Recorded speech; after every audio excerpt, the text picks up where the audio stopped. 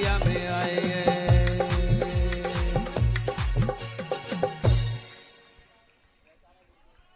चलो परम पूज्य संत श्री आचार्य भगवान विद्यासागर जी महामणि राज की जय। समस्त आचार्य संघ की जय। जयकार गुरुदेव का। जय जय गुरुदेव।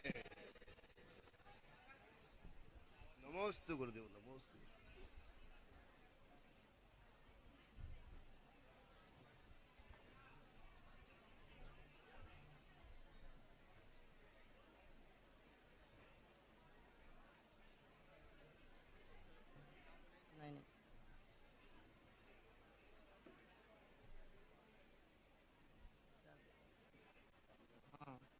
हेलो, आचार्य भगवान जी विराजमान हो गए हैं। अभी पहले तत्वार सूत्र का पाठ होगा, उसके पहले आप सभी लोगों से निवेदन है, आज की इस उत्तम आर्जव धर्म की सभा में आचार्य जी को प्रवचन के पूर्व में आप शास्त्रदान कर सकते हैं। शास्त्रदान करने के लिए यहाँ जो शिरपुर में हजारों साल का इतिहास निर्माण करने जा रहे ऐसा 126 फीट मानस्तंभ रूपी संस्कृत जिनालय निर्माण हो रहा है। इस जिनालय में एक प्रतिमा जी आपके परिवार के द्वारा स्थापित करने की स्वीकृति दे सकते हैं और एक आचार्य जी को शास्त्रदान करवा सकते हैं। एक प्रतिमा जी के लिए दान राशि रखी गई है 2,02,202 रुपए। इसके द्वारा आपको एक प्रतिमा जी भी विराजमान करने का सम्मान मिलेगा और आचार्य जी को शास्त्रदान करने का भी आज अवसर प्राप्त होगा। इसलिए आप तत्वार सूत्र के पाठ तक यहाँ नाम लिखवा करके भेज सकते। इसी के साथ भगवान जी विराजमान जहाँ होंगे उसकी वेदी निर्माण के लिए 1,11,111 रुपए की दान राशि रखी गई है। उसकी भी स्वीकृति देकर आज के दिन आप आचार्य जी को शास्त्रदान कर सकते हैं। इसी के साथ भगवान जी के ऊपर छत्र, चवर और भामंडल ये भी आप आपके परिवार के द्वारा लगा सकते हैं। उसके लिए दान राशि रखी गई है 55,555 रुपए।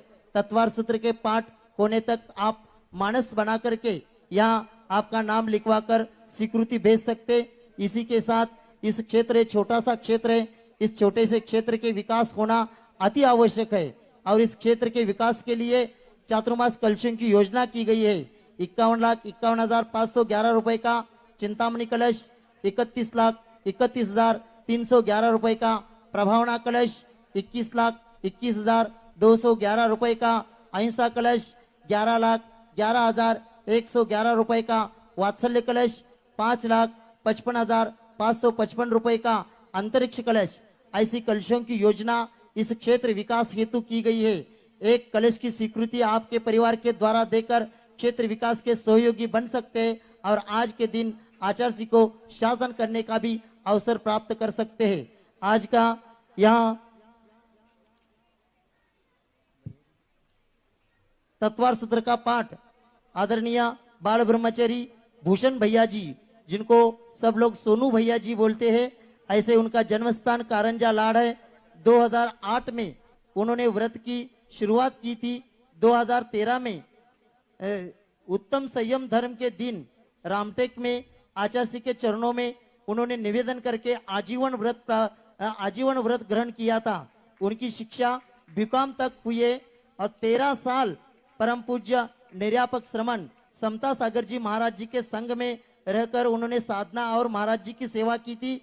अभी मार्च 2022 से आचार्य जी के आज्ञा से और उनके संकेत अनुसार निर्यापक श्रमण वीर सागर जी महाराज इनके संग में सुशोभित होकर वहां अपनी साधना आत्म कल्याण की साधना कर रहे। उनको हम निवेदन करते आज के दिन आप तत्वार सूत्र का पाठ करें सोनू भैया जी।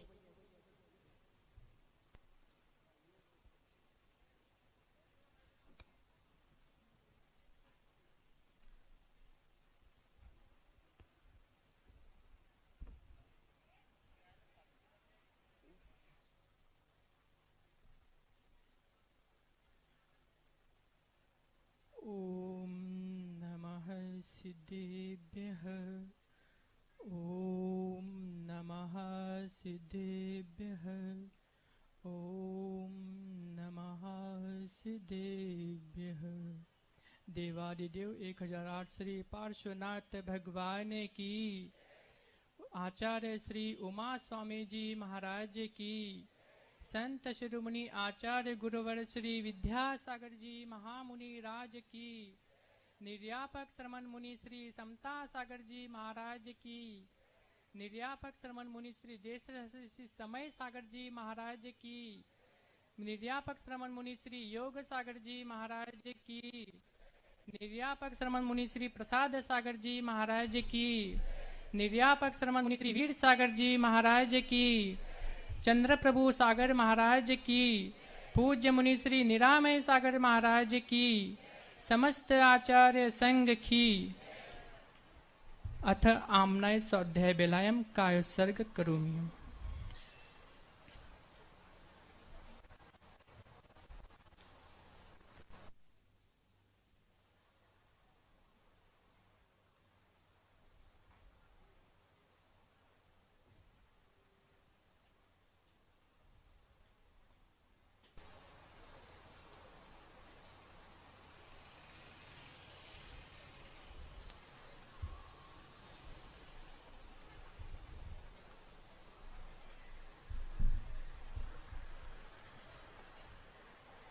मोक्षमार्गस्य नेतारं भेत्तारं कर्मभूभृतां ज्ञातारं विश्वतत्त्वानां वन्दे तद्गुणलब्धये। प्रथम अध्यायः।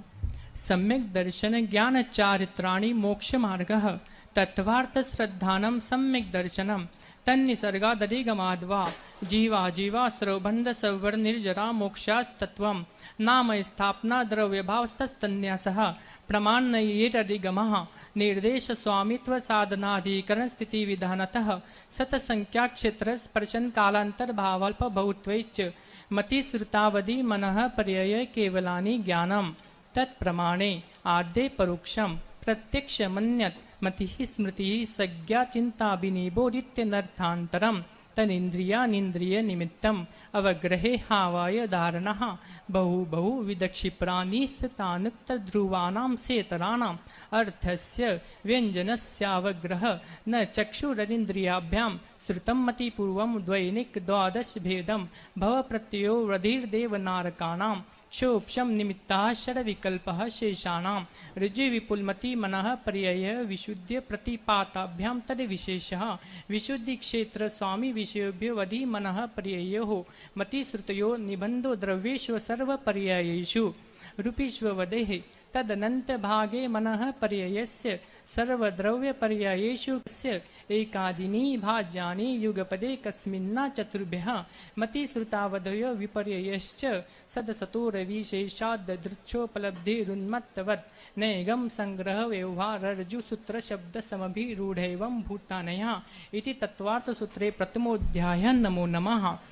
औपशमिक शायिकौ भावो मिश्रश्च जीवस्य स्वतत्वमौदैक पारिणामिकौ च द्विनवाष्टादशैकविंशति त्रिभेदा यथाक्रमं सम्यक्त्व चारित्र्ये ज्ञान दर्शन दान लाभ भोगोपभोग वीर्याणि च ज्ञानाज्ञान दर्शन लब्धयश्चतुस्त्री त्रिपंचभेदाः सम्यक्त्व चारित्र संयमा संयमाश्च गति कषाय लिंग मिथ्या दर्शना ज्ञाना संयता सिद्धलिश्याश्चतुश्चतुस्त्रैकैकक्षरभेदाः जीव भव्या भव्यत्वानि च उपयोग लक्षणं स द्विविधोष्टचतुर्भेदः संसारिनो मुक्ताश्च स मनस्का मनस्काः संसारेण त्रसस्थावराः पृथिव्यप्योजो वायुवनस्पतयः स्थावराः द्विन्द्रियाद्रयस्त्रसाः पंचेन्द्रियाणि द्विविधानि निवृत्त्युपकरणे द्रव्येन्द्रियं लब्ध्युपयोगौ भावेन्द्रियं स्पर्शन रसन घ्राण चक्षु श्रोत्राणि स्पर्श रस गंध वर्ण शब्दास्तदर्थाः श्रुत मनीन्द्रियस्य वनस्पत्यन्तानामेकं कृमि पिपीलिका भ्रमण मनुष्यादीनमेकैकविधानि संज्ञिनः समनस्काः विग्रह गतो कर्म योगः अनुश्रेणी गतिः अविग्रहा जीवस्य विग्रहवती च संसारिणः प्राक् चतुर्भ्यः एक समया विग्रहा एकं दोन त्रीन् वानहारकः समूर्छन गर्भोपादा जन्म सचित्तसित सवृताः सेतरा मिश्राश्चैकशस्तद्युनयः जरायु जाण्डज पोतानां गर्भः देवनारकाणामुपादः शेषाणां समूर्छनम् औदारिक वैकृक हारक तेजस कर्मणानि शरीराणि परम परम सूक्ष्मं प्रदेशतो संख्य गुणं प्राक् तेजसात् अनंत गुणे परे अप्रतिघाते अनादि संबंधे च सर्वस्य तदादीनि भाज्यानि युगपदे कस्या चतुर्भ्यः निरुपभोगमन्त्यं गर्भसमुर्चनज माध्यम औपपादिकं वैक्रियकं लब्धि प्रत्ययं च तेजस्मपि शुभं विशुद्धमव्याघाति चारकं प्रमत्तस्यतस्यैव नारक समुर्चनो नपुंसकानि न देवाः शेषास्त्रिवेदाः औपपादिक चर्मोत्तम देहा संख्ये वर्षायुषु न पवर्त्यायुषः इति तत्वार्थ सूत्रे द्वितीयोऽध्याय। नमो नमः। रत्न शर्करा बालुका पंक धूम तमो महात्मा प्रभा भूमयो घनाम्बु वाताकाश प्रतिष्ठा सप्ताधोदः तासु 35 पंचदश दश त्रि पंचोनेक नरक शत सहस्राणि पंच चैव यथाक्रमं नारका नित्या शुभतरलेशा परिणाम देह वेदना विक्रियाः परस्परोदीरित दुःखाः संक्लिष्टा सुरोदीरित दुःखाश्च प्राक् चतुर्थ्यः तेष्वेक 3 सप्तदश सप्तदश द्वाविंशति त्रयस्त्रिंशत् सागरोपमा सत्त्वानां परास्थितिः जम्बूद्वीप लवणोदादय शुभनामानो द्वीप समुद्रः द्विर्विष्कम्भः पूर्वपरिक्षेपिनो वलयाकृतयः तन्मध्ये मेरु नाभिर्ऋतुयोजन शतसहस्र विष्कम्भो जम्बूद्वीपः भरत हेमवत् हरिवेदेः रम्यक हैरण्यवतेरात्वर्क्षः क्षेत्राणि तद्विभाजिनः पूर्वापरायता हिमवन महाहिमवन निषद नील रुक्मि शिखरिणो वर्षधर पर्वताः हेमार्जुन तपनीय वैरूर रजत हेममयः मणि विचित्र पार्श्वा उपरि मूल्ये च तुल्य विस्तारः पद्म महापद्म तिगिंच केसरी महापुंडरिक पुंडरिका हृदास्तेषामुपरि प्रथमो योजन सहस्रायामस्तधर्त विष्कम्भ हृदा 10 योजनावगाः तन्मध्ये योजनं पुष्करम् तद्विगुणद्विगुणा हृदा पुष्कराणि च तन्निवासिन्यो देव्यः श्रीरी धृति कीर्ति बुद्धि लक्ष्म्यः पल्लवं स्थितयः स सामानिक परिषत्काः गंगा सिंधु रोहित रोहितास्य हरिद्दरिकान्ता सीता सीतोदा नारी नरकान्ता सुवर्ण रूप्यकुला रक्ता रक्तोदाः सरितस्तन्मध्यगाः द्वयोर्द्वयोः पूर्वाः पूर्वगाः शेषास्तपरगाः 14 नदी सहस्र परिवृत्ता गंगा सिन्ध्वादयो नद्यः भरतः 26 पंचयोजन शतविस्तारः षट्चैकोनविंशति भागा योजनस्य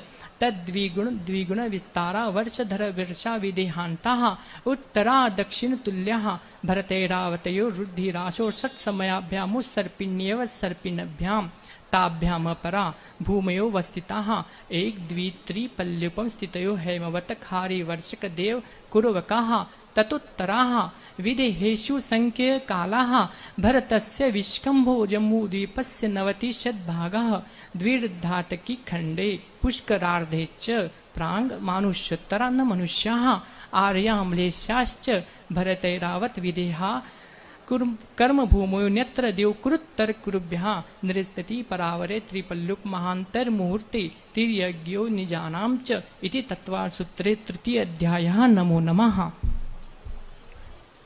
देवाश्चतुर्निकायाः आदितस्त्रिषु पीतान्तलेशाः दशाष्ट पंच द्वादश विकल्पाः कल्पोपपन्न पर्यन्ताः इंद्र सामानिक त्रायस्त्रिंश पारिषदात्मा रक्ष लोकपालानिक प्रकीर्णकाभियोग किल्विशिकाश्चैकशः त्रायस्त्रिंश लोकपाल वर्जा व्यंतर ज्योतिष्काः पूर्वयो द्विन्द्राः काय प्रविचारा आ ऐशानात् शेषा स्पर्श रूप शब्द मन प्रविचाराः परिचाराः भवनवासिनो सुरनाग विद्युत स्पर्नाग्नि वातस्तनितो दधि द्वीप दिक्कुमाराः व्यंतरा किन्नर किं पुरुष महरोग गंधर्व यक्ष राक्षस भूत पिशाचाः ज्योतिष्काः सूर्याचंद्रमसो ग्रह नक्षत्र प्रकीर्णक तारकाश्च मेरु प्रदक्षिणा नित्यगतय नृलोके तत्कृतः काल विभागः बहिरविस्थिताः वैमानिकाः कल्पोपपन्नः कल्पातीताश्च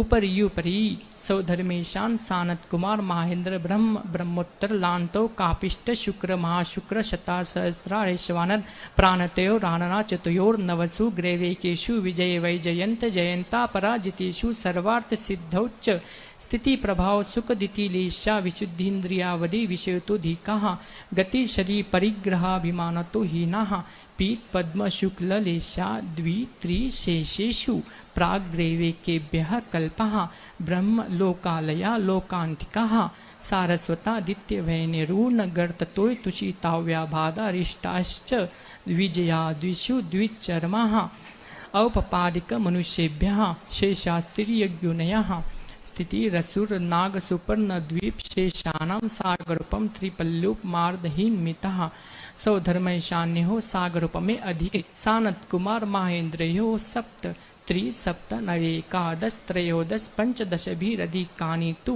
आर्नाच्युता दुर्धौ मे कैकेन नवसु ग्रेवेकेषु विजयादिषु सर्वार्थ सिद्धौ च अपरापल्लुपम अधिकम परतः पूर्वा पूर्वानंतरा नारकाणं च द्वितीयादिषु 10 वर्ष सहस्राणि प्रथमायां भवनेषु च विन्तराणां च परापल्लुपम अधिकं ज्योतिष्काणां च तदष्टभागो परा लोकान्तिकानामष्टो सागरोपमानि सर्वेषाम् इति तत्त्वार्थसूत्रे चतुर्थोऽध्यायः। नमो नमः।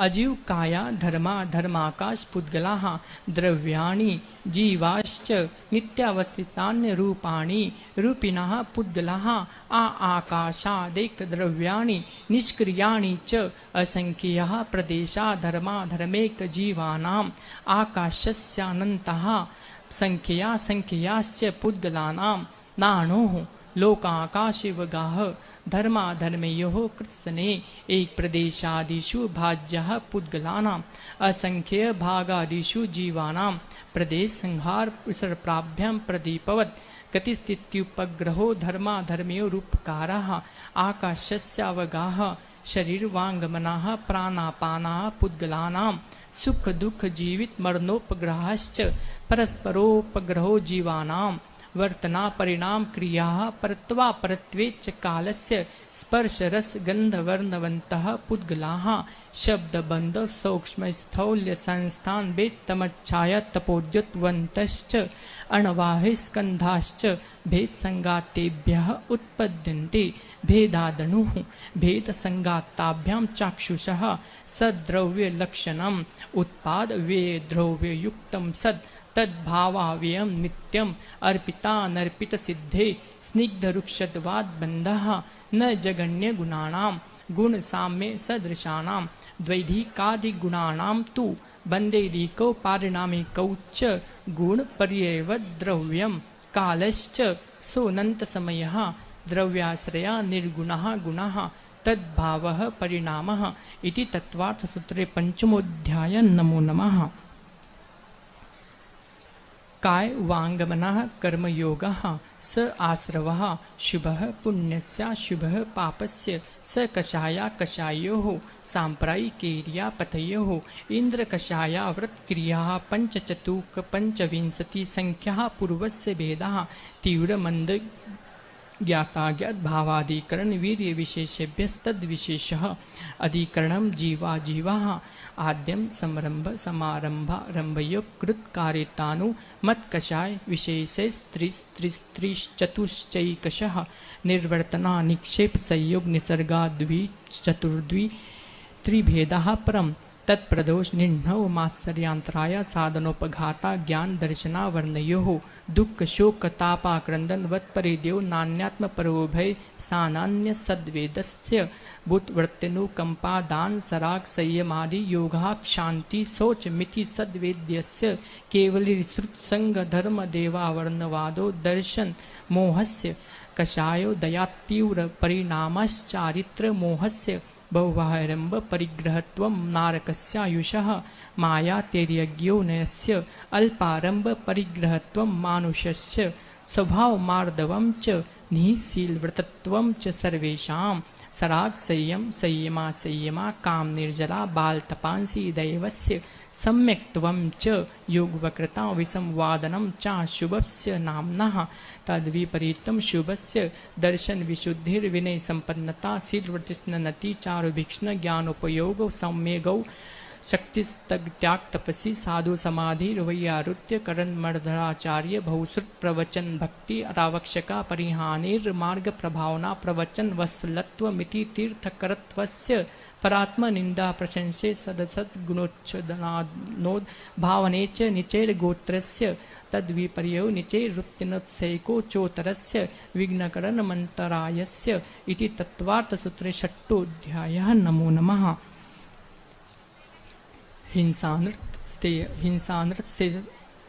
हिंसानृत से ब्रह्मा परिग्रहेभ्यो वीरतिव्रतम देश सर्वतनु महति तस्थैर्यार्थम भावना पंच पंच वांग मनोगुप्तिर्या दान निक्षेपन समित्या लोकितपान भोजनानि पंच क्रोध लोभ भीरुत्व हास्य प्रत्याख्यानान्य नुविचिभाषणम च पंच शून्यागार विमोचितावास परोपरोधाकरण भैक्ष शुद्धि सधर्मा विसंवादाः पंच स्त्रीराग कथा श्रवण तन मनोहरांग निरीक्षण पूर्वरतानुस्मरण विशिष्टरस स्वशरीर संस्कार त्यागाः पंच मनुज्ञा मनोगिंद्रिय विषय राग द्वेष वर्जनानि पंच हिंसादिशिविहा पुत्रा मुत्रापायावद दर्शनम दुःखमेव वा मैत्री प्रमोद कारुण्य माध्यस्थानि च सत्वगुणाधिक्लिश्य माना विनयेषु जगत्काय स्वभावो वा संवेग वैराग्यार्थम प्रमत्त योगात् प्राण व्यपरोपणम हिंसा असद्विदान मन नृतम अदत्ता दानम स्तेयम मैथुनम ब्रह्म मूर्छा परिग्रह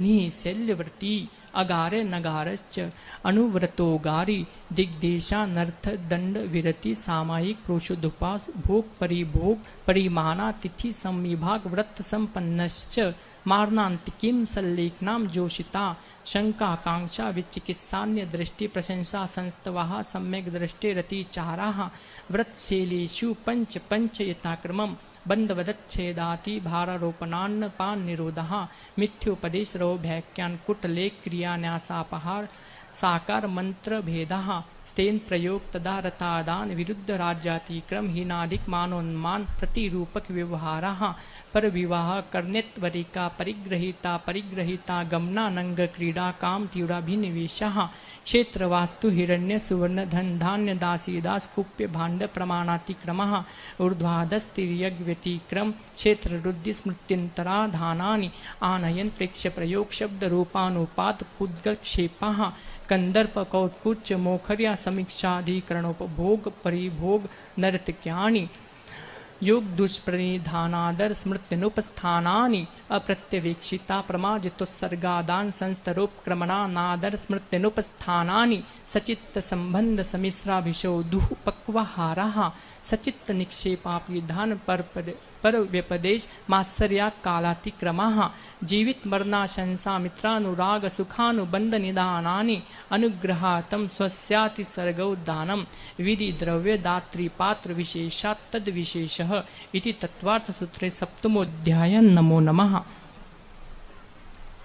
मिथ्या दर्शना वीरति प्रमाद कषाय योगा बंध हेतवः स कषायत्वात् जीवः कर्मणो योग्यान पुद्गला नादत्ति स बंधः प्रकृति स्थित्युनुभव प्रदेशात् तद्विदयः आद्यो ज्ञान दर्शन वरन वेदनीय मोहिनी यायुर्नाम गोत्रांतरायाः पंच नव द्वेष्टा विंशति चतुर्द्वि चत्वारिंशत् द्वि पंच भेदा यथाक्रमम् मतिश्रुतावधि मनः पर्यये केवलानां चक्षुरचक्षुरवधि केवलानां निद्रा निद्रा निद्रा प्रचला प्रचला प्रचलस्त्यानग्रद्धश्च सद सद वेद्ये दर्शन चारित्र मोहनिया कषाय कषाय वेदनीयाख्यास त्रिद्वि नव षोडश भेदाः सम्यक्त्व मिथ्यात्व तदुभयान्न कषाय कषायो हास्यरत्यरति शोक भय जुगुप्सा स्त्री पुन्नपुंसक वेदा अनंतानुबंध्य प्रत्याख्यान प्रत्याख्यान सुंजलन विकल्पाच्चैकषः क्रोध मान माया लोभः नारक तिर्यज्ञोन मानुष दैवानि गति जाति शरीरा अंगोपान निर्माण बंधन संगात संस्थान सहनन स्पर्श रस गंध वर्णानु पूर्व गुरु लघुपघात परघाता तपोज्योत्सवास विहायोगतयः प्रत्येक शरीर त्रस सुभग सुस्वर शुभ सूक्ष्म पर्याप्ति स्थिरा देह यशः कीर्ति सेतरानि तीर्थकरत्वं च उचैर्नीचैश्च दान लाभ भोगपभोग वीर्याणाम् आदितस्तिसृणामन्तरायस्य च 30 सागरूपं कोटिकोट्यः परास्थितिः सप्ततिर्मोहनीयस्य विंशतिर्नाम गोत्रयोः 33 सागरूपमान्यायुषः अपरा 12 मुहूर्तः वेदनीयस्य नाम गोत्रयोरष्टौ शेषाणां महन्तर्मुहूर्ता विपाको नुभवः स यथानाम ततश्च निर्जरा नाम प्रत्ययः सर्वतो योग विशेषा सूक्ष्मे क्षेत्रावगाः स्थितः सर्वात्म प्रदेशे नन्तानंत प्रदेशः सद्वेद्य शुभायुर्नाम गोत्राणि पुण्यम अतुन्यत पापम इति तत्वासूत्रे अष्टमोऽध्याय। नमो नमः। आश्रवः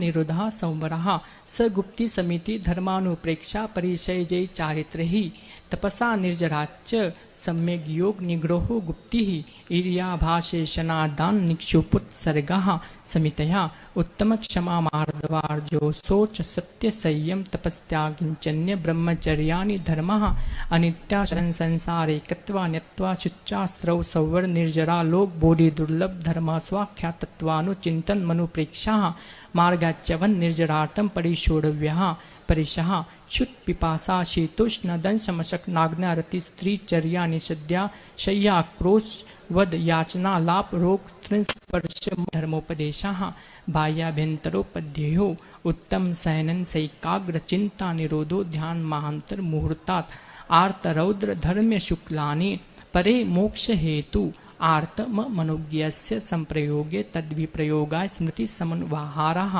विपरीतन मनोज्ञस्य वेदनायाश्च निदानां च तद्विरत देशविरत प्रमत्त संयतानां हिंसानुत्स्थेय विषय संरक्षणेभ्यो रौद्रमविरत देशविरतयो आज्ञापा विपाक संस्थान विचयाय धर्म्यम शुक्ले चाद्य पूर्वविदः परे केवलिनः पृथक्त्वैकत्व वितर्क सूक्ष्म क्रिया प्रतिपाति विपरीत क्रिया निवर्तिनी त्रैग योग काय योगा योगानाम एकाश्रवे सविर्तक विचारे पूर्वे अविचारम द्वितीयम वितर्कः श्रुतम विचारोर्थ व्यंजन योग संक्रांति सम्यक दृष्टि श्राव विरतानंत वियोजक दर्शन मोह क्षपकोप शमकोप शांत मोह क्षपक क्षीण मोह जिनाः क्रमशो संख्य गुण निर्जराः पुलाग बकुश कुशिल निर्ग्रंथ स्नातकः निर्ग्रंथः संयम श्रुत प्रतिसेवना तीर्थ लिंग लेशोपपाद स्थान विकल्पतः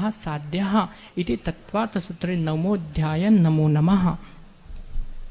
मोक्षयाच ज्ञान दर्शनावर्णांतराय क्षयाश्च केवलम बंध हेतु भाव निर्जराभ्याम कृष्ण कर्म विप्र मोक्षो मोक्षः औपशम्यकादि भव्यत्वानां च अन्यत्र केवल सम्यक्त्व ज्ञान दर्शन सिद्धत्वेभ्यः तदनंतर मूर्ध्वं गच्छत्या लोकान्तात् पूर्व प्रयोगादसंक्त्वाद् बंधश्च छेदात् तथा गति परिणामाश्च आविद्य कुलाल चक्रवत व्यपगत लेपालाभु वददंड बीज वदग्निशिखावच्च धर्मास्ति काया भावात् क्षेत्र काल गति लिंग तीर्थ चारित्र प्रतीक बुद्ध बोधिक ज्ञानावगानांतर संख्याल्प बहुत्वतः साध्यः इति तत्वार्थ सूत्रे दशमोऽध्याय। नमो नमः। अक्षरमात्रपदस्वरहीनं व्यञ्जनसन्धिविवर्जितरेफं साधुभिरत्र ममक्षमितव्यं को न विमूयति शास्त्रसमुद्रे दशाध्याये परिच्छिन्ने तत्वार्थे पठिते सति फलं स्यादुपवासस्य भाषितं मुनिपुङ्गवः तत्वार्थसूत्रकर्तारं गृद्धत्पिच्छोपलक्षितं वन्दे गणित्रसञ्जात उमा स्वामी मुनीश्वरम्। आचार्य श्री उमा स्वामी जी महाराज की जय। संत शिरोमणि आचार्य गुरुवर श्री विद्यासागर जी महाराज की जय। समस्त आचार्य संघ की जय। कायोत्सर्ग करोमि।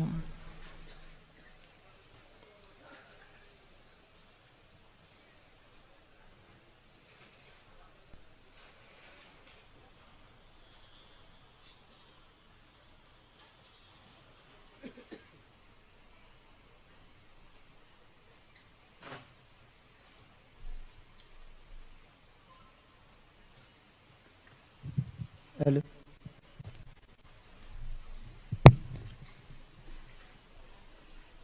आज का धर्म है उत्तम आर्जव धर्म, और इस उत्तम आर्जव धर्म की प्रवचन माला को प्रारंभ करने के पहले इस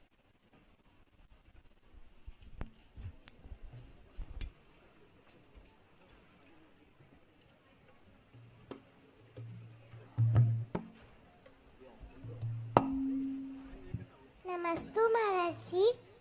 सुख आते हैं, दुख आते हैं, इन आते जाते सुख दुख में हम मस्त रहते हैं, हम मस्त रहते हैं। अज्ञानी रोते रहते हैं, ज्ञानी समता रखते हैं। कभी मान मिला जी भर भर के, अपमान हुआ जी भर भर के। इस मान अपमानों की खेल में हम मस्त रहते हैं, हम मस्त रहते हैं। अज्ञानी रोते रहते हैं, ज्ञानी समता रखते हैं। माँ जिनवानी यह समझाती, निज आत्म वैभव दिखलाती।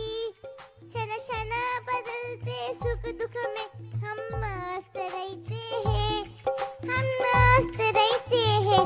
अज्ञानी रोते रहते हैं, ज्ञानी समता रखते हैं।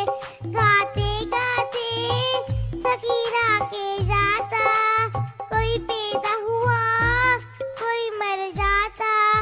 इस जन्म मरण के खेल में हम मस्त रहते हैं, हम मस्त रहते हैं। अज्ञानी रोते रहते हैं, ज्ञानी समता रखते हैं। गुरु ज्ञान पिटारा खुला है, ये जग सारा एक मेला है। क्षण क्षण बदलते सुख दुख में हम मस्त रहते हैं, हम मस्त रहते हैं। अज्ञानी रोते रहते हैं, ज्ञानी समता रखते हैं। यही तो जीना भाई जीना है, विष छोड़ दिया अमृत पीना है। हम अमृत पीते रहते हैं और मस्त रहते हैं, और मस्त रहते हैं। अज्ञानी रोते रहते हैं, ज्ञानी समता रखते हैं। नमस्ते महाराज जी। बहुत अच्छा, इस छोटी सी बच्चे ने बहुत अच्छा मंगलाचरण किया है, उसको बहुत बहुत धन्यवाद। इसके बाद यहाँ चित्र अनावरण और दीप प्रज्वलन के लिए निमंत्रित करते हैं आज के आहारदाता परिवार अभय कुमार जी बरगाले, इचलकरंजी निवासी और परिवार। इन्होंने आज पड़गान करके आहारदान दिया है और 31 लाख की एक कलश की स्वीकृति भी उन्होंने दी है। वे आए और आज के इस चित्र अनावरण और दीप प्रज्वलन करे। शांति विद्या ज्ञान संवर्धन समिति के अध्यक्ष है अभय कुमार जी बरगाले, और उनकी भावना है कि यहाँ जो चौमासा में शांति विद्या ज्ञान संवर्धन के स्वयंसेवक सेवा योगदान दे रहे हैं, वे सभी स्वयंसेवक यहाँ आकर के आज का चित्र अनावरण और दीप प्रज्वलन में सहयोग देंगे। चला लवकर, तुमच्या घरातले कुठे आहेत वहिनी तेन, माणिक वहिनी तेन? करा, नारळ चढवा पाहिजे, नारियल दीजिए।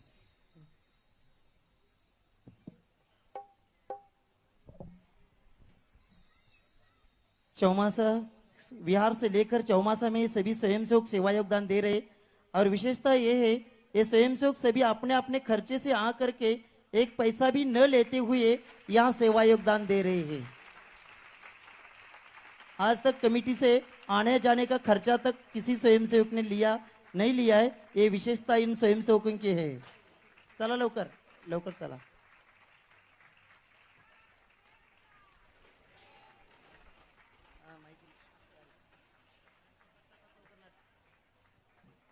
या लवकर।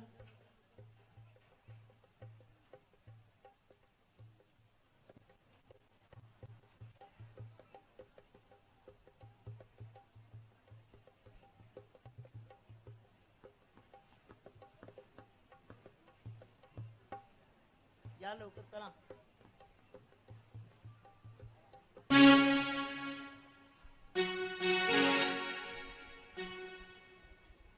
गुरु मेरे ऋषिवर गुरु भगवान, गुरु मेरे ऋषिवर हो गुरु भगवान. गुरुवर के दर्शन से मिले चारों धाम, गुरुवर के दर्शन से मिले चारों धाम. गुरु मेरे ऋषिवर गुरु भगवान, गुरु मेरे ऋषिवर हो गुरु भगवान. गुरुवर के दर्शन से मिले चारों धाम.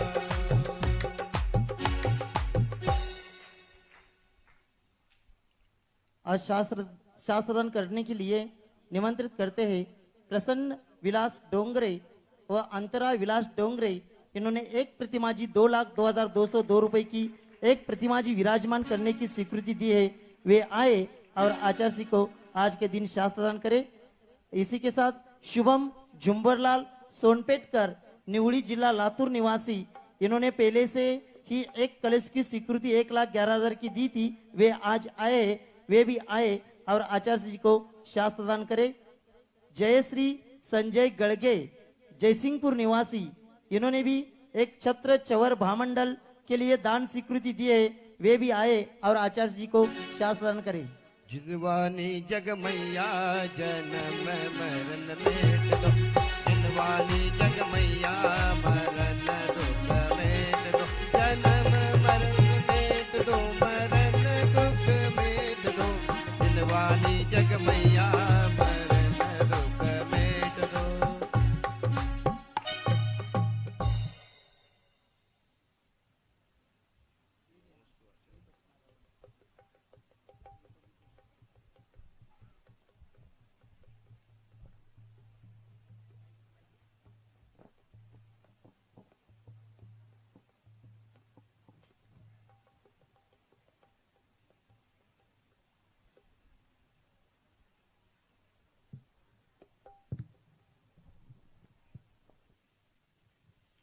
आज का धर्म है उत्तम आर्जव धर्म. जिन्होंने रुजुता को प्राप्त किया है और जिनके परिणाम भी सरल है, ऐसे रुजुता को पूर्णत्व से प्राप्त सरल परिणामी आचार्य भगवान विद्यासागर महामुनिराज, इनके चरणों में त्रिवार नमस्तु करते हुए निवेदन करते आज के उत्तम आर्जव धर्म पर हम सब लोगों को उद्बोधित करें. नमस्तु भगवान, नमस्तु नमस्तु.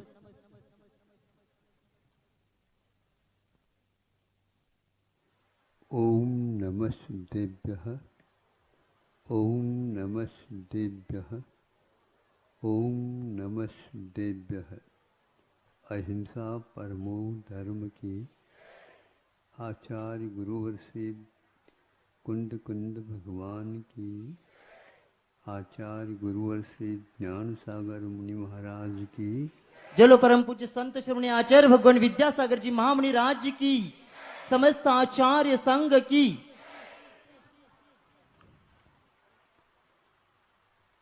आपने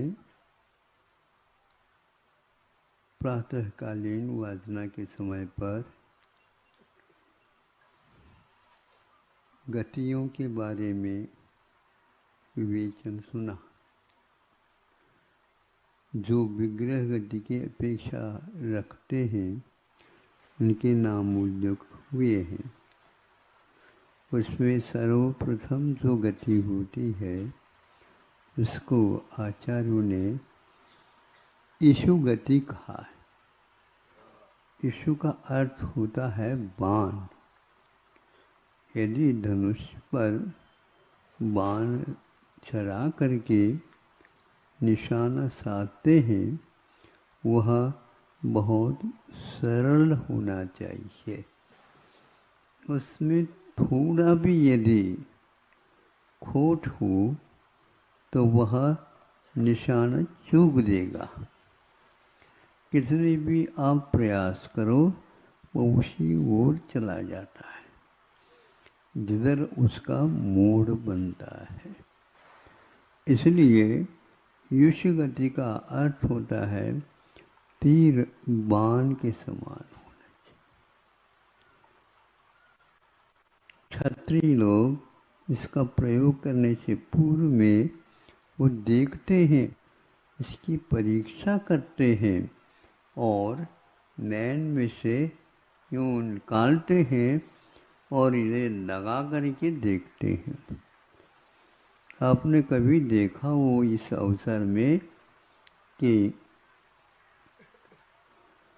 जब नेत्र की दृष्टि के बारे में जब चिकित्सक आते हैं और सर्वप्रथम आपको बताते हैं कि एक आंख बंद कर दो, सोचता हूँ दोनों आंखों से देख ले तो अच्छी परीक्षा हो जाएगी। अब अकेली आंख एक से है। फिर बाद में समझ में आया कि वह इसलिए करते हैं कि उसमें सीधा ही दिखता है, और दोनों आंखों से दिखते हैं तो उसमें फर्क नज़र आता है। आप भी देख लो, एक बार परीक्षा कर लो। क्या नहीं समझे? उसमें बहुत सुविधा है, सुविधा नहीं है, उसमें दुविधा है, क्योंकि वह सही नहीं दिखा पा रहा है अथवा देख पा रहा है। इसलिए एक आंख को बंद रख करके दूसरे आंख से देखते हैं, पुनः इसको बंद करते हैं, इस आंख से और देख लेते हैं।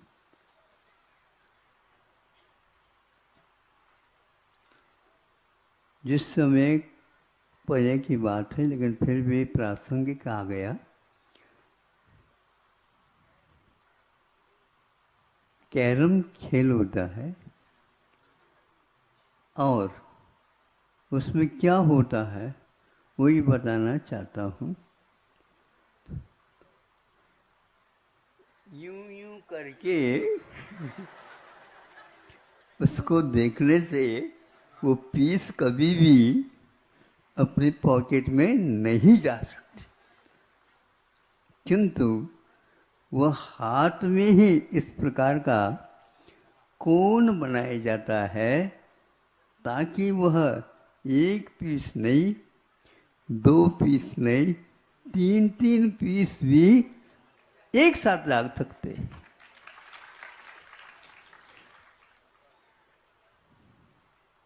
इसी प्रकार उसमें, उस खेल में कट मारना बोलते, कट। जब कट मारते हैं तो उसमें भी ऐसा ही रहता है।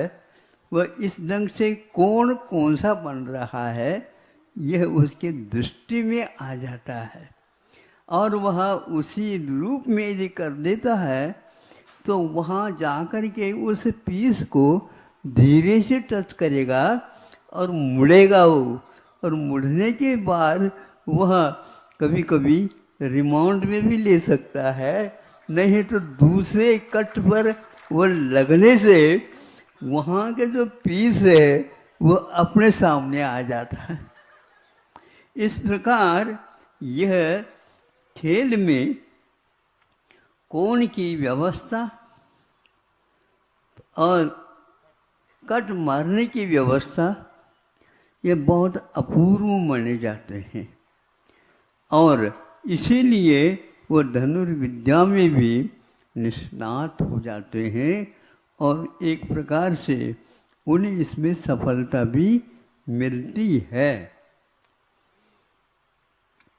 एक आंख के द्वारा जब हम देखते हैं तो निश्चित है सामने वाला पदार्थ बिना कोण का दिखता है, क्योंकि एक बार एक आंख से हम देखते हैं तो दूसरी आंख भी वहाँ पर सहयोग की अपेक्षा से उसी कोण पर आ जाता है। ये पक्का है, ऐसा नहीं है कि इस आंख को इधर रख दो और इस आंख को इधर देख लो, ऐसा कभी भी नहीं होगा। लेकिन आप जो रहें कि दूसरे को सहयोग नहीं देना चाहते, दूसरे को यदि सहयोग देंगे वो कार्य बहुत सफल होगा, ऐसे हमारी भी मान्यता है। आप अपने पास रख लो, मुझे उसकी कोई आवश्यकता नहीं है। यह एक प्रकार से कोण के साथ, दृष्टिकोण के साथ जब हम वस्तु को देखते हैं तो उस समय सही सही यह हमें ज्ञान में आ जाता है। ज्ञान में जैसा आता है वैसा ही हमारा कार्य सफल होता है। यदि वह नहीं रखते हैं तो असफल तो हमारे सामने हमेशा हमेशा रहता ही है। सफल अपने आप को बनाना चाहते हो तो ये 3-4 उदाहरणों के माध्यम से हमने दिए। और एक मूलोद्योग चलता था जिसको धागा काटना और इसके उपरांत उसको लपेटना, फिर इसके उपरांत उसको 2 धागों से एक धागा बनाना। यह अपने आप में कुछ बहुत ही कठिन कार्य है तो सरल, लेकिन यह बहुत उलझता है, उलझा देता है। इसलिए उसमें भी यही नीति अपनाना चाहिए। हम ये समझे यह नीति यदि नहीं अपनाते हैं तो अवश्य ही। अब देखो, आप देखते तो हैं, लेकिन सर्वप्रथम आपको यदि नाक दिख जाए, सुन रहे हैं आप? हाँ, दिखता तो है नाक दिखते तो है, लेकिन वही दिखने लग जाए तो सामने की वस्तु गायब हो जाएगी। इसलिए उस समय वह गौण भी किया जा सकता है और मुख्य भी किया जा सकता है। इसलिए अंशी का जो भेद होता है उसी में छुपा हुआ यह रहस्य रहता है। इसलिए हमें ये चाहिए कि जैसे लेबल बॉटली बोलते हैं, बाटली लेबन एक पानी का, उसमें रहस्य छुपा हुआ है, अथवा पारे का। वह एक शीशी रहती है और उसमें एक पारे के बूंद जैसे रहती है और वह नली में रहती है। और जब वह एक प्रकार से डिग्री या एंगल उसका सही होता है, उस समय उसको आप देख सकते हैं कितने इसमें मोड़ है और कितनी इसमें वक्रता है। आप लोग देख लो अपने आप की आँख को, जब हम इधर देखते हैं उस समय गर्दन न हिलाएं और देख लो। देखने के उपरांत निश्चित रूप से आपको एक्सरसाइज हो जाएगा, आयाम चालू हो जाएगा। और इस प्रकार यदि दोनों तरफ करेंगे आपकी नेत्र ज्योति अवश्य ही सफल होगी। इसको आँखों का आयाम बोलते हैं। हमें यह चाहिए इस पद्धति से यदि हम हर कार्य करने लग जाएं, हमारे पास हमेशा हमेशा बिना बुलाए भी सफलता प्राप्त हो जाए। अब हम आते हैं, काफ़ी मात्रा में ये भूमिका आपकी बन रही होगी। यहाँ आज आर्जव धर्म का दिवस है, नहीं समझे? कल तो माधव से निकल गया, अब तो 1 वर्ष तक तो आ ही नहीं सकता हो। इसी प्रकार आज सरलता है और उस सरलता के लिए हमें सोचना है क्या सरलता और क्या वक्रता, ये दोनों बहुत महत्वपूर्ण हैं। वक्रता के बिना कोई भी कोण नहीं बनता।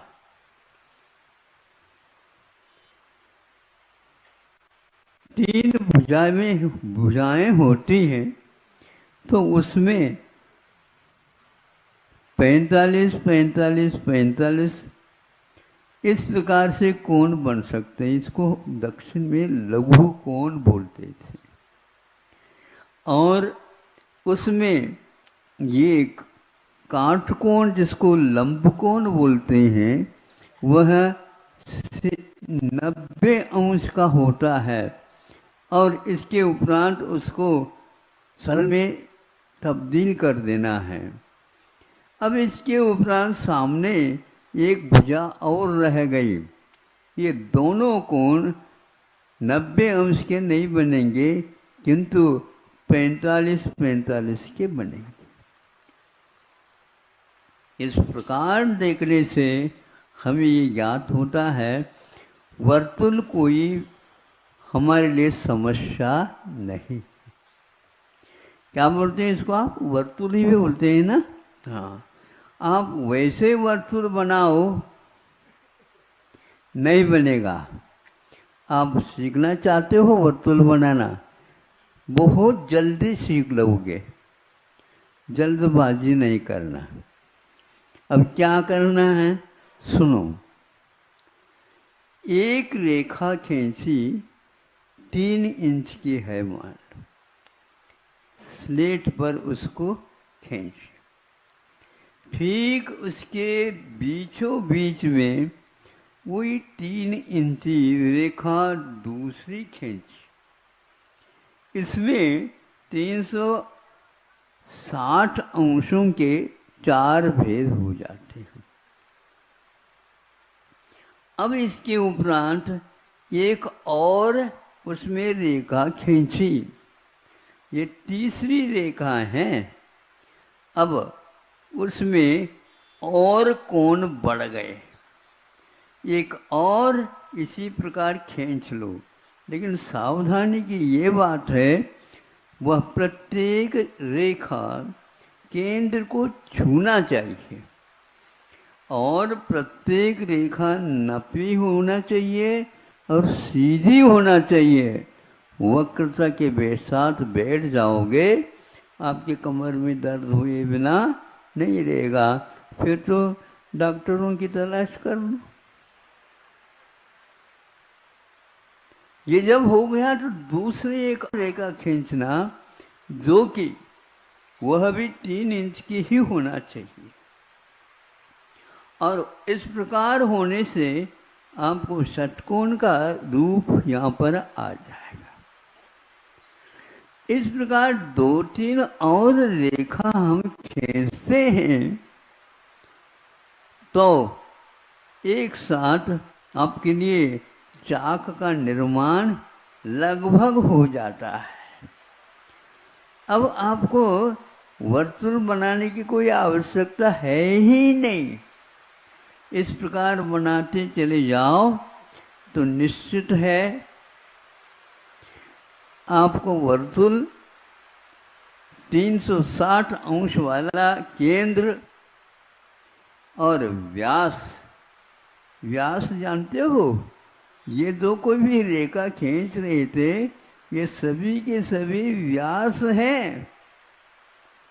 अब ये व्यास केंद्र को कभी भूल नहीं सकता, और 3-3 इंची है। ये 2 ही नियम के साथ हम इनको खींच रहे हैं। चलो ये पंडित्य में हमें मिला था या अन्यत्र कहीं भी, वास्तु के हिसाब से जो पिलर्स बनते हैं, खंभे जो बनते हैं मंदिरों के, उनमें भी सहस्र पहलूदार खंभा बन सकता है। आप सोचिए दिमाग पूर्वजों का कहाँ तक चलता था। हम आर्ट में ही अपने आप ही पूर्ण हो जाते हैं, फिर भी उनके सहस्र पहलू उसमें से निकल जाते हैं। यही सिद्धांत आपके हीरे के व्यापार में काम करता है। जब वह हीरा तराश जाता है, उस समय में भी इसी प्रकार कोण निकालने के जिनको पहलू बोलते हैं आप, इसके माध्यम से उसका मूल्य बढ़ता जाता है, बढ़ता जाता है, बढ़ता जाता है। फिर आपको मूल्य उसका क्या सही है बताने की कोई आवश्यकता नहीं पड़ेगी। उन पहलुओं को देखते ही वो कहता है कि भैया पहले दे दो इसको, ऐसा नहीं दिया जा सकता, यह लगभग इसका सौदा हो चुका है। नहीं समझे?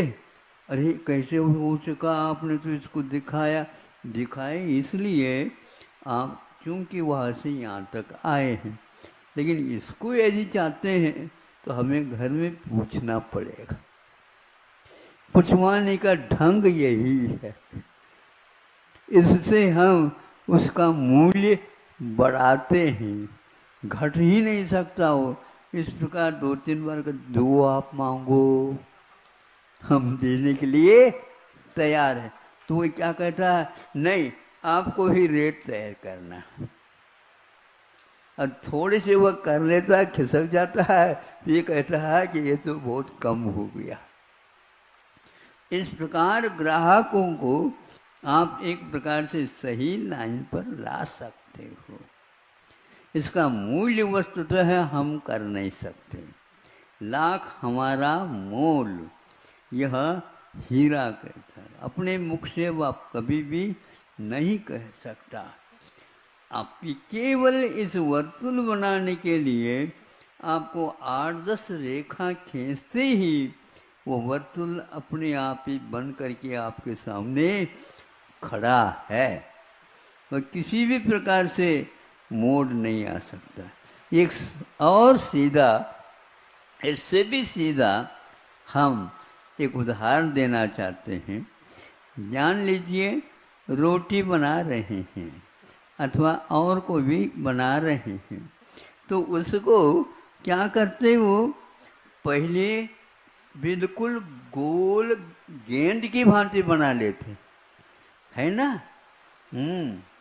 फिर इसके उपरांत उसके बाद उसके ऊपर बेलन, और इसको यूं घुमाते घुमाते 2-3-4 बार बेलन घुमा दे तो फिर वह पूर्णिमा के चांद की भांति गोल बन जाएगा और वह कभी भी कोणदार नहीं बनेगा। इतने सरल होके भी हम उसको वक्र इसलिए बनाते हैं, हम ये नहीं देख पा रहे हैं वह गोल बना है क्या नहीं, किंतु वह गोल गेंद की भांति बनता है, पहले रोटी की भांति नहीं है। इससे हमें ज्ञात होता है कि सरल रेखा खींचना प्रारंभ कर दो, और सरल रेखा में भी कोण होते हैं। कैसे होते हैं? एक रेखा खींचो, उसके बीचों बीच में जो केंद्र था उससे उसको टच कर दो, खींच दिया, ऊपर उसके ऊपर आधा नींबू के भांति आधा नींबू को बना करके रख दिया। यह सरल कोण है। दक्षिण में इसको सरल कोण कहते थे। यह वर्तुल का आधा हिस्सा है, लंब कोण वर्तुल का चौथा हिस्सा है। इस प्रकार हमें भूमितियों में यह देखने को उपलब्ध हुआ था। अब यह भी ऐसा ही है। हम अपने आप को अक्षम मत समझो, किंतु सरल बन जाओ। ऐसे सरल बन जाओ तो कैसे? रेखा सही खींचो, बस पहले रेखा सही खींचते हैं तो आपका शुद्ध लेखन भी बहुत अच्छा हो जाएगा, और उसके साथ साथ आपके हाथ में रेखा कुछ ही दिनों के उपरांत आ ही जाएगी। जब परीक्षा होती है उस समय हमारी परीक्षा इस प्रकार की भी की जाती है कि आप रूलिंग पेपर पर नहीं लिखेंगे। आप सुन रहे हो क्या? नहीं, मतलब की बात तो सुना करो। अब वह एक प्रकार से हम इसको नहीं समझ पाते हैं। तो सरल कोण में 180 अंश का कोण होता है, नीचे वही 180 अंश का कोण नीचे होता है। तो इस प्रकार दोनों मिलकर के वर्तुल का निर्माण हो जाता है। व्यास क्या है ये धीरे धीरे हमें ज्ञात होता है। दोनों केंद्र को, दोनों ध्रुव जो हैं वह केंद्र से जॉइंट है, केंद्र से बंधे हुए रहते हैं। केंद्र से गुजरती हुई रेखा कभी भी वक्र नहीं हो सकती। इस प्रकार आज जो आर्जव धर्म है इसके लिए ज़्यादा मेहनत करने की कोई आवश्यकता नहीं। यदि आप सरल नहीं बनते हैं तो हम सीधे बना देंगे आपको।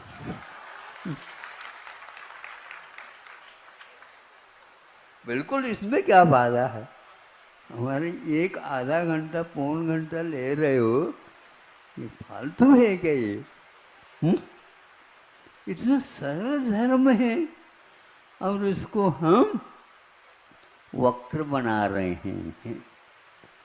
हमारे बोलने में वक्रता, हमारे देखने में वक्रता, हमारे चलने में वक्रता, कहाँ कहाँ पर आती है, कैसी कैसी आती है। कोई भी व्यक्ति को परखना हो तो उसके टोपी अथवा साफा इन दोनों को देख लेना। जब तक वह उसके पास ज़्यादा पैसा नहीं होते वह टोपी साफा सीधे रहते हैं, और जो ही थोड़े पैसा ज़्यादा बढ़ गया नहीं,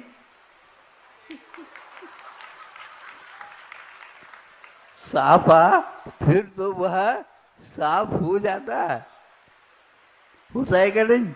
हाँ, चलने में भी अब तो भैया आपकी चाल में भी अंतर आ गया। बिल्कुल, अभी चाल क्या, बोली में भी अंतर आता है।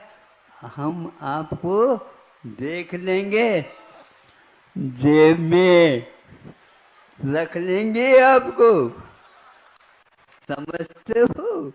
हाँ, टर्नओवर हमारे कितना है। ये क्यों आ गया है? ये दौलत,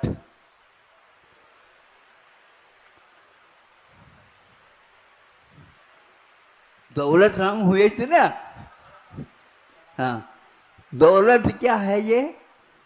एक जब धर्म लक्ष्मी आ जाती है उस समय वह आपकी छाती के ऊपर एक लात रखती है, इसलिए आप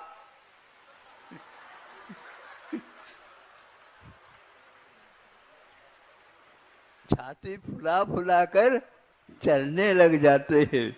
सुनो, अब और वजह की है कि फिर वो जब लक्ष्मी जाती है आपकी कमर के ऊपर एक लात मारती है। नहीं बैठ सकते हैं, न उठ सकते हैं, न चल सकते हैं, हम कुछ भी नहीं। अब धीरे धीरे शाम के बाद ही घर से बाहर उनका निकलना होता है।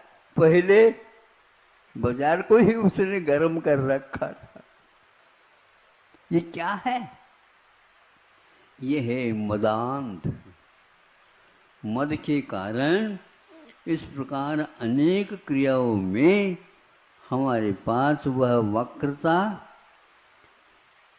रुजता समाप्त, टेढ़ापन आ जाता है।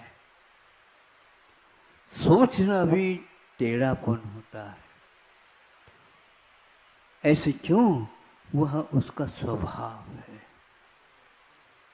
इसके बिना होता नहीं।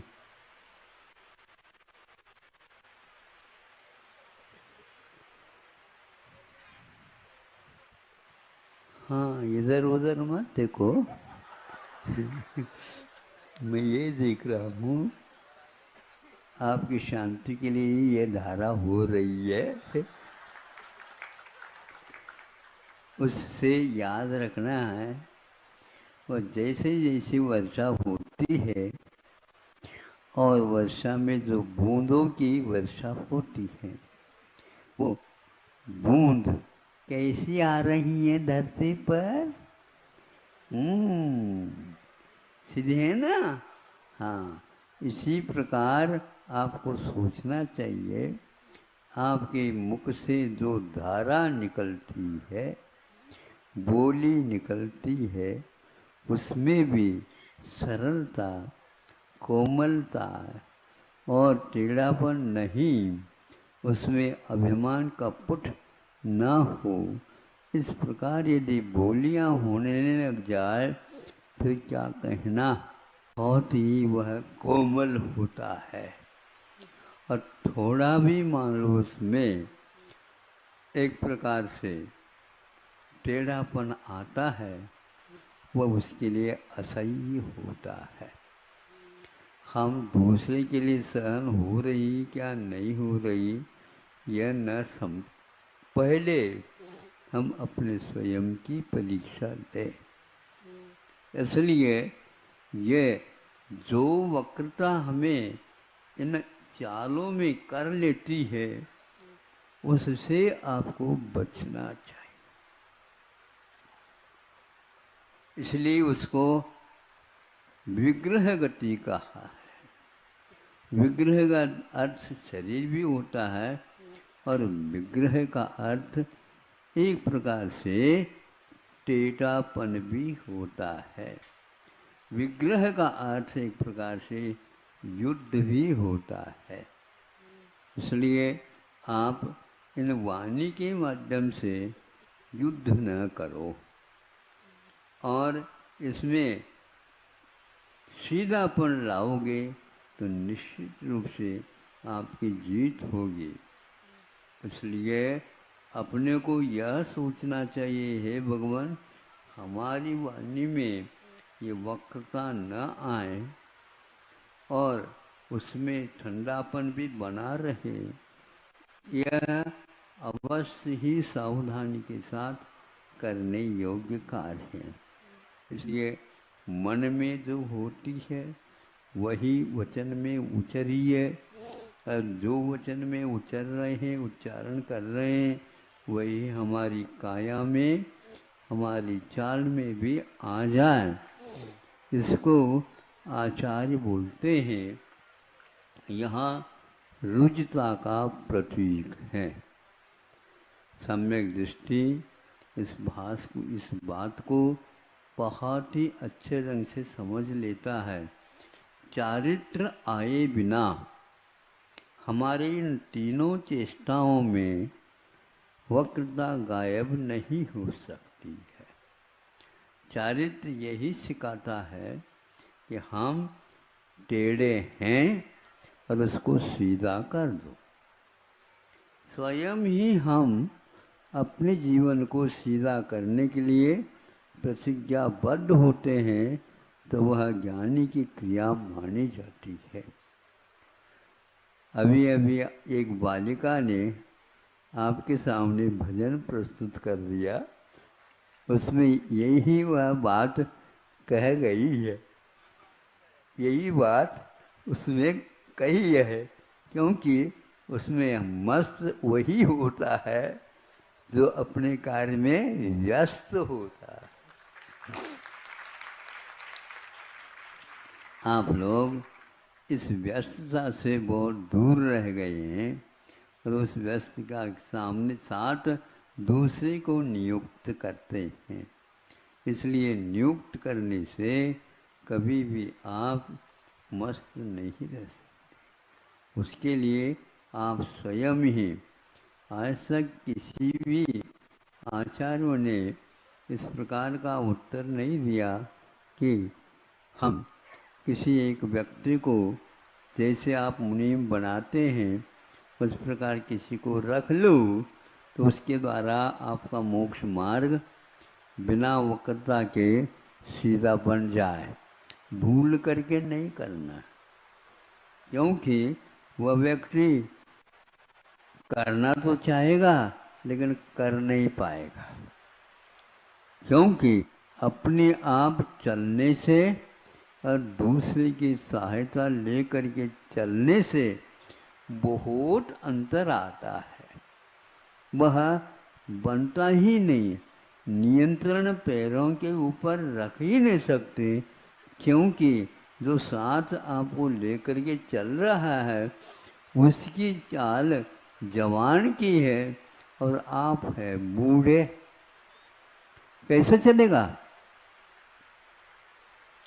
इसलिए जैसे जब कभी भी आप विधान करवाते हैं तो मुनीम जी आकर के विधान में बैठ जाते हैं और वहीं पर बैठे बैठे आप देखते रहते हैं। ठीक हो रहा है मुनीम जी? हाँ बिल्कुल, बहुत बढ़िया बढ़िया हो रही है। हाँ तो किया करो ताकि हम भी सुन ले। नहीं नहीं, आपको सुनने की कोई आवश्यकता नहीं, बहुत अच्छा विधान हो रहा है। विधान तो हो रहा है लेकिन हमारा संविधान कह रहा है, क्या कह रहा है? यह किराए से आप विधान करवा रहे हो, इस किराए को बंद कर दो। क्योंकि वह स्वयं शुद्धि बोले, स्वयं ही आहार का संशोधन कर ले और स्वयं के लिए बना करके उसमें से सर्वप्रथम देंगे तो वह आपके लिए क्या करेगा कि 100 टन सोने का काम करेगा।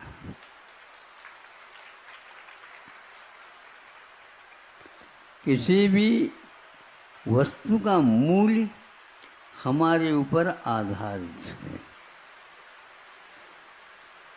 आप सारे बट्टे के साथ चल रहे हैं। बट्टा समझते हो? हाँ? खोट जिसको बोलते हैं, और उसके बिना कोई भी आभरण नहीं बन सकता। और इसमें कितना खोट मिला हुआ है ये आपको यदि ज्ञात नहीं है तो आप क्या कहेंगे? ये मेरा 100 टन सोना है। 100 तो बहुत दूर की बात है, कितने प्रतिशत में इसमें सोना है यह समझना और समझाना बहुत कठिन है। अब एक बात आपको भीतर तक पहुंच जाए इसलिए कह रहा हूँ, यदि आपको अनुमति हो तो कह दे।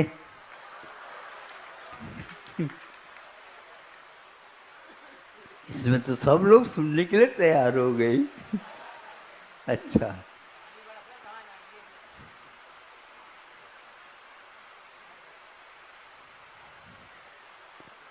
वो ये है कि नए हमने सुना है इसलिए एकदम उसको आप 100 टन नहीं मानना, लेकिन फिर भी यह सुना हुआ जिसके मुख से सुना है वह ऐसा सामान्य व्यक्ति नहीं था। महाराज जब से सुना है और तब से क्या हुआ बताओ? क्या बताएं महाराज, हम लोगों की स्थिति बहुत खराब है। कैसे खराब है? हम इस ओर पहले से ही कदम उठाते तो आज ये नौबत नहीं आ पाती। अब उठ गए कदम, क्या करेंगे? हाँ, अब क्या करना है? कुछ नहीं करना। अब तो सरकार को ही कहना है, जो कुछ भी कह दे हमारे लिए रोजी रोटी दे दो, बाकी हमें रख दो। ये स्थिति आ रही धीरे धीरे। यदि आपकी संपदा 1 अरब भी है और वो बैंक में रखा हुआ है ना, अन्य तो घर में तो रख ही नहीं सकते, बैंक में रखा है। अब ये पहले ही कहा गया, बताते हैं, कभी किसी हालत में बैंक यदि मान लो डूब जाए, यहाँ डुबा दे या मंदी को बुला ले, तो उस समय यह मालूम पड़ेगा क्या होगा। आपके पास जो 1 अरब राशि रखी गई है उसमें से केवल 1 लाख ही मिलेगा।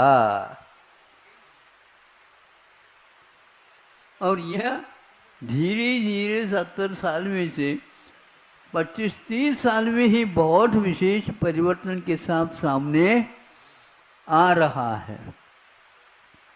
पहला सोना भी रखा जाता था, लोन लिया जाता था, चांदी भी रखी जाती थी, लोन लिया जाता था।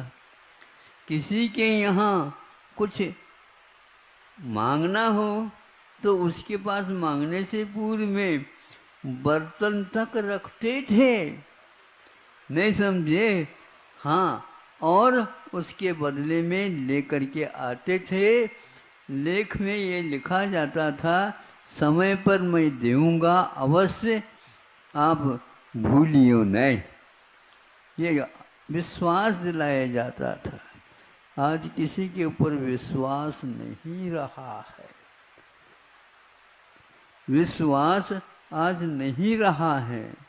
जब विश्वास ही नहीं रहा है तो श्वास की रक्षा होगी कैसी? जीवन कहाँ जा रहा है? इसलिए एक बात इसके साथ और भी सुनी थी, सुनो। वो क्या है? वो और कुछ नहीं, ये मंदी मंदी मंदी मंदी आती है ना, हैं? हाँ, आती तो है, मंदी आती तो है। तो उसके अर्थशास्त्री ने कहा, विश्व का प्रसिद्ध अर्थशास्त्री, वो क्या कह रहे हैं? मंदी अपने आप आती नहीं, मंदी को बुलाई जाती है। ये पक्का है। तो कौन बुला रहा है? बुला कौन रहा है? हाँ, अब जो ही मंदी आ जाती है सब लोग बैंक में से अपना निकालना प्रारंभ करते, लेकिन वह निकलना भी और बहुत कठिन है। ये टेढ़ा काम है। कभी कभी टेढ़ा काम बहुत टेढ़ा होता है। भैया ये तो बहुत टेढ़ा है। टेढ़ा का अर्थ क्या होता है? और क्या होता है? ये तो आधा घंटा सुन रहे हैं, यही तो होता टेढ़ा। एक व्यक्ति ने कहा यह बहुत टेढ़ा है। टेढ़ा कहाँ दिख रहा है? ये तो सीधा दिख रहा है, और आप इसको टेढ़ा कैसे कह रहे हो? क्योंकि वह अंधा था, इसलिए उसको कठिन कहने के स्थान पर टेढ़ा कहा। फिर टेढ़ा कैसा होता है उसको पूछा गया। टेढ़ा कैसा होता? वह पूछता है। टेढ़ा बगुला के समान होता है। अच्छा, बगुला कैसा होता है? तो दूध के समान होता है।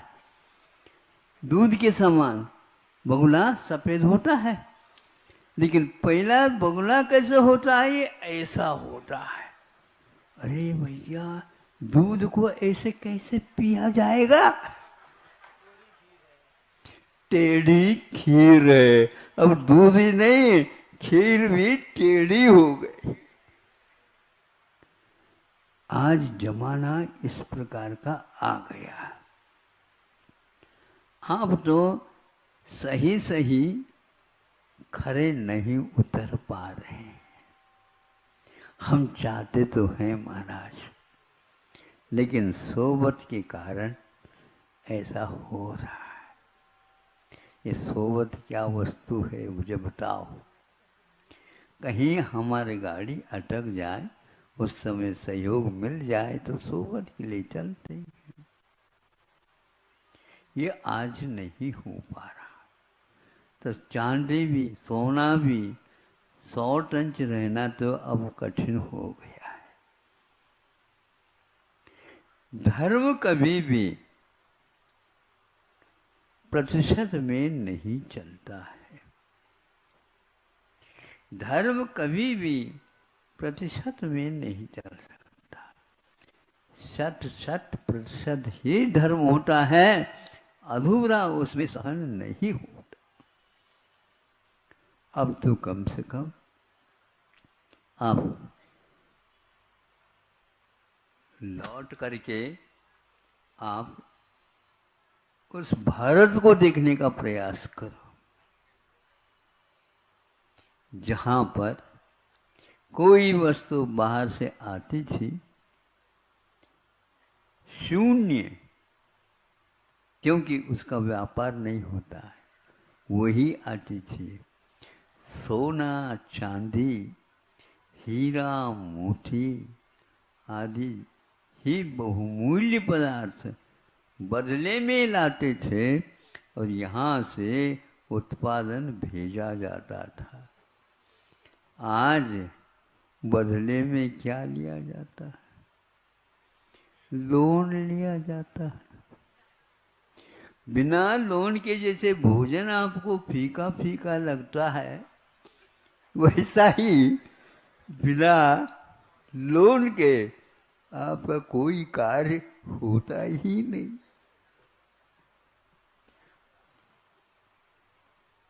विद्यालय पहुंचाना है बच्चों को तो लोन ले लो,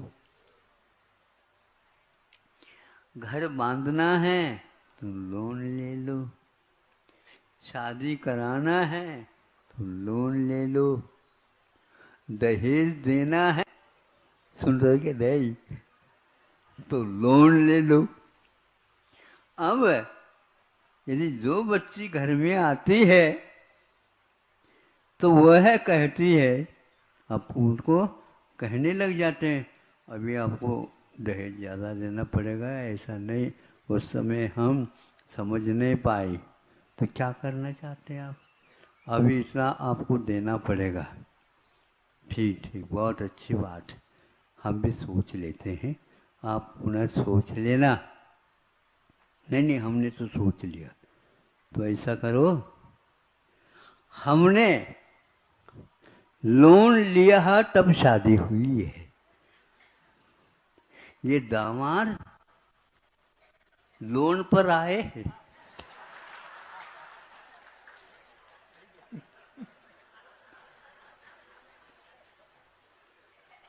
अब क्या होगा? आप अति कर लेंगे वो भी अति करेंगे। सब जानते हैं आत्मा चेतन स्वभाव वाला है। आप चलेंगे तो उसी के अनुसार वो भी चलेगा। ऐसा चलना मुश्किल है। इसलिए आप भीख कब से मांगना सीख लिया? हाँ? फिर भी वो कुछ भी नहीं कह रहे हैं और आपको कुछ कहना ही नहीं है। ये तो पहले से ही हमारा रेट फिक्स है। रेट समझते हो? फिक्स है, ये तो लेना ही है। तो कहते हाँ ठीक, हम भी अपना रेट फिक्स कर देंगे, हम भी कर लेंगे, उसमें क्या बाधा है? आपको इतना देना पड़ेगा। कैसे कितना देना पड़ेगा? आधा तो मेरे नाम से करना पड़ेगा आपको पहले। सुन रहे हो? हाँ हाँ, क्या आधा? बिल्डिंग आधा हमारा, आधा आपका। खेत आधी हमारी, एक आपकी आपकी। और इसी प्रकार दुकान हमारी एक, दूसरी दुकान आपकी। इसी प्रकार, सुन रहे हो? हाँ सुनो, लड़का हमारा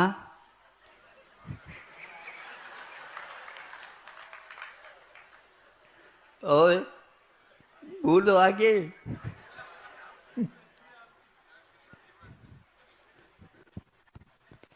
और हम उसकी जिम्मेदारी लेने को तैयार है।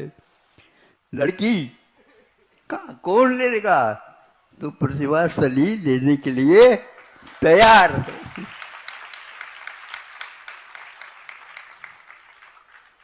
मूढ़ों की अपेक्षा मूढ़ियों को समझाना सरल है, क्योंकि जीवन का अनुभव उनको जो घर में निकट रूप से होता है और लोगों को नहीं होता। इसलिए संस्कारित करके उनको भेजा जाता है और उसका परिणाम आपको बहुत अच्छा मिलेगा। इसलिए अब आज से आप दहेज नहीं लेने का, यदि कृपा मेरे ऊपर नहीं स्वयं के ऊपर करते हैं तो मैं तो, क्योंकि इसके कारण बहुत अत्याचार अनाचार जो होने योग्य नहीं है वो सब कुछ हो रहा है। इसका दुरुपयोग भी हो रहा है। ये नहीं होना चाहिए कि हर बात में आप पैसे ऐंठने का ही काम करोगे तो ये ऐसा ही होगा। प्यार स्नेह नहीं समझे, दायित्व का अनुभव, ये सब कुछ चूर चूर हो चुके हैं।